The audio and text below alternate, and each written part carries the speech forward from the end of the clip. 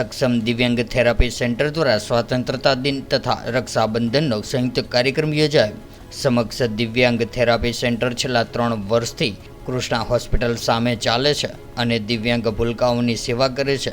ત્યારે આ સેન્ટરમાં સ્વતંત્રતા દિવસ નિમિત્તે તથા રક્ષાબંધનનો સંયુક્ત કાર્યક્રમ રાખવામાં આવ્યો હતો, જેમાં કર્મશીલ એડવોકેટ નરેન્દ્ર નકુમે મુખ્ય મહેમાન તરીકે હાજર રહીને પ્રેરક ઉદ્બોધન કર્યું હતું। ત્યારે આ પ્રસંગે સંસ્થાના ચેરમેન તથા ટ્રસ્ટી ઉપસ્થિત રહ્યા હતા।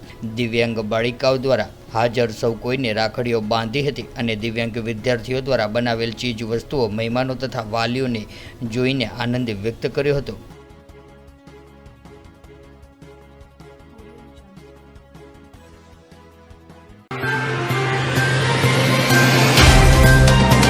तो व्हाट्सएप, ट्विटर, फेसबुक, इंस्टा जहाँ भी आपका अकाउंट है, इसे शेयर बटन के द्वारा वहाँ पर शेयर करें।